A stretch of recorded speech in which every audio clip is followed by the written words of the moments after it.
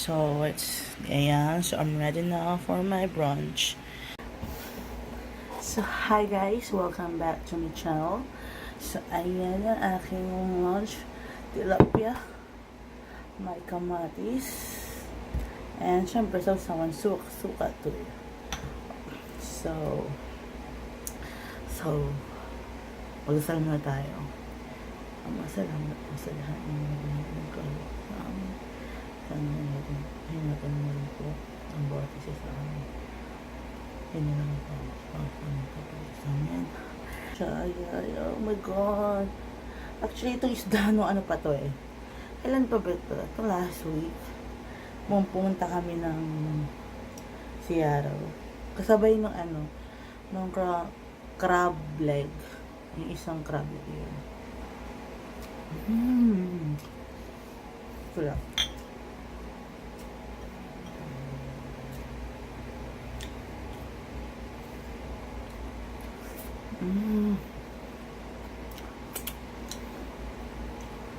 Hot sarap. Ano yan?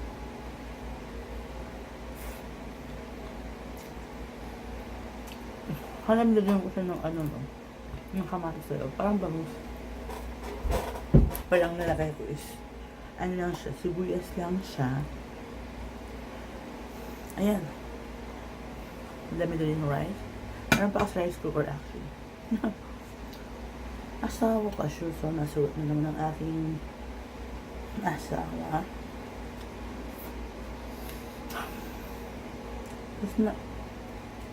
Hindi siya fan ng tilapia. Lalo na, init. Lalo na yung mga may mga tinik na ayaw niya. Mas gusto niya siguro yung mga filet yun.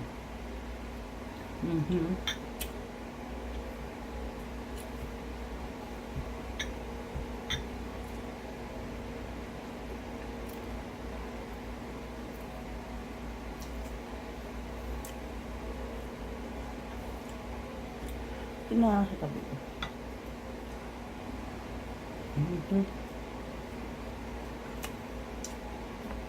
Ang taba lang.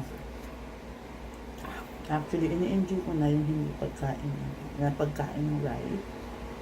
Kasi, may biling parang diet book yung asawa.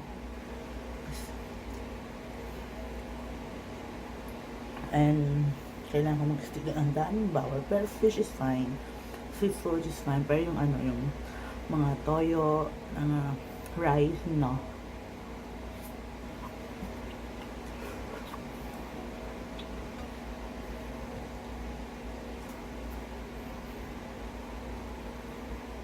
Hindi. So nga doon, kailangan kong enjoy yan. Ang taba-taba ako.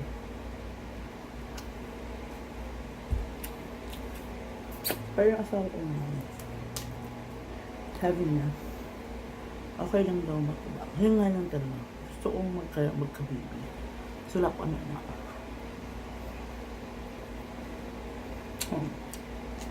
Kailangan na akong supportahan sa aking pagdadayo ko, no?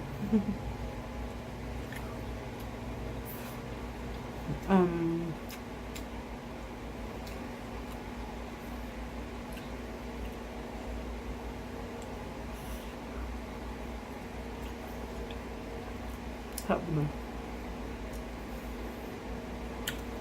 Yung times diba, hindi ako babaso. Kasi, mauubos ko naman to. So, it doesn't matter. Hindi ko alam kung magtitira pa ako para sa fish. Kasi usually ayaw ng head. Ayaw niya ng may ulo, may buto. Ayaw niya. Kasi natakot siya baka matinik. Diba? Tayong Pilipino kasi. Gusto natin yung mga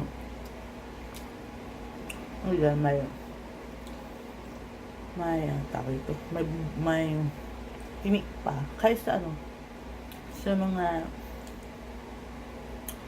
mga karne, di ba? Ako kasi gusto ko talaga yung yung may buto pa.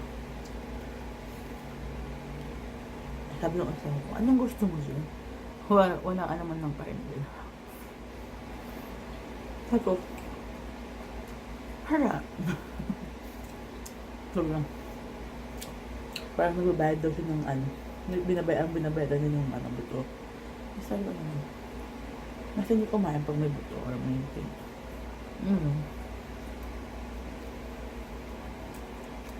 Kaya, relax ka lang, sabi ko sa kanya. Tapos ng taon.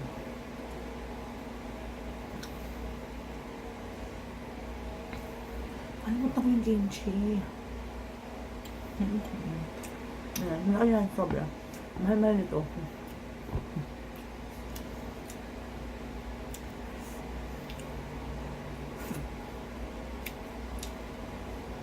Sarap, diba? Gusto ko siyang i-prito. Kasi nga nung naging ano siya, parang inihaw. Kasi pag ipinito, ay takot pa naman ako sa mantika. So mama, hindi ko alam kung anong iluluto ko for dinner. I think yung ano lang, yung leftover namin ng spaghetti. Tinatanong ko kasi yung asawa kung gusto niya magluto pa ako ng manok. Parang partner niya. Ayaw na.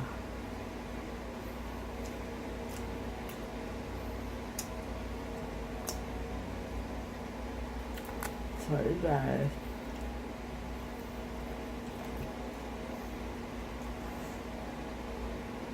Hindi pa ako nag-work. Plain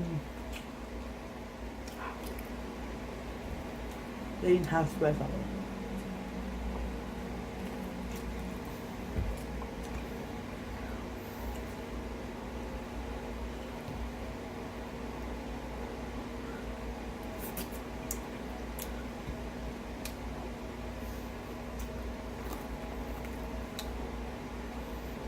Nilaki ng tinik ko. Kaya siguro takot yung asawa ko.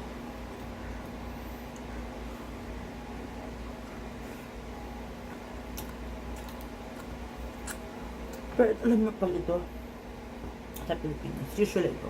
So tatlo na kami kain yan. Oo. Kasi ewan ko ba.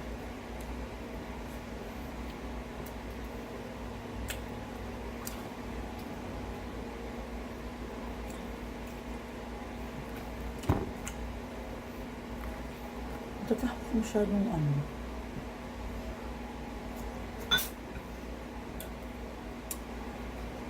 Ito nila yung tinik. Baka masugat. Baka ano eh.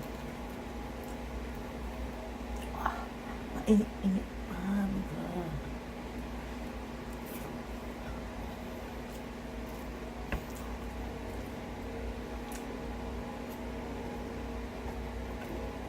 Kanin or kanin pa? Excuse me. Ganun talaga ako talaga. Sarap talaga.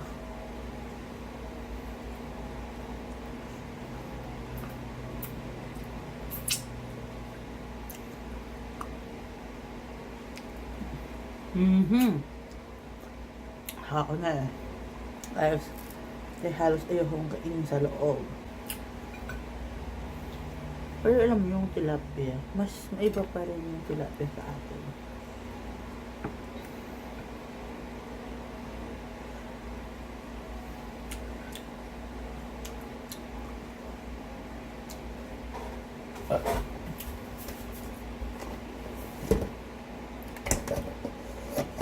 Kaya ng konti.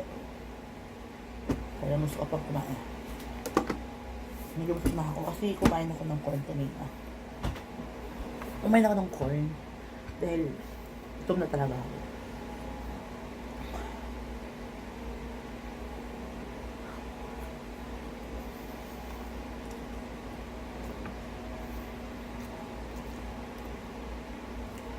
Nakakatakot talaga. Kaya nang wonder ko sa ako na takot.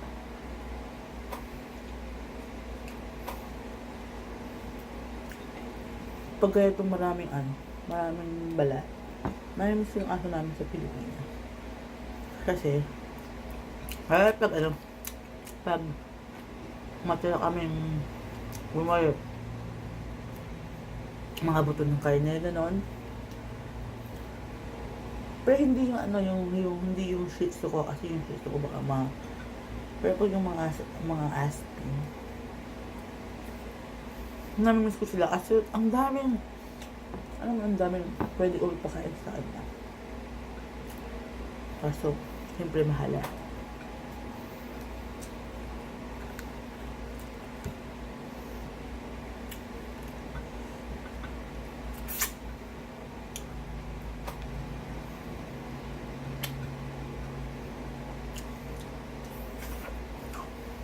Ayan. Half lang ang nakain ko.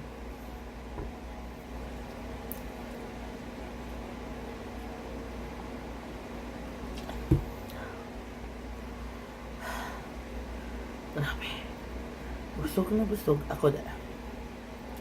Siguro kasi nagluto pa ako ng kanin. Kasi akala ko, as in parang mauubos ko siya kasi nga, brunch na siya, di ba? Kaso, yun nga, kumain ako ng kanina, ng corn. Ito siya. Sumili tayo na lang. So, sabi ko, kasi namusog ako. Ng bonggang-bongga.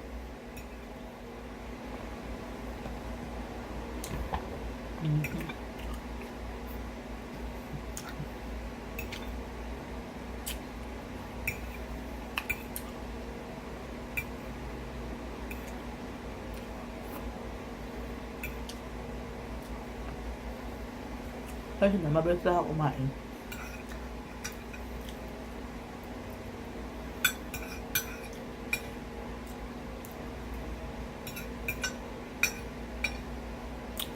Siguro, nung news ako kahapon, hindi ako nag-film ng record.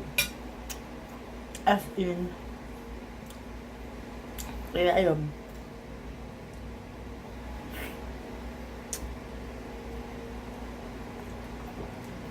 So, hindi ako nababaso.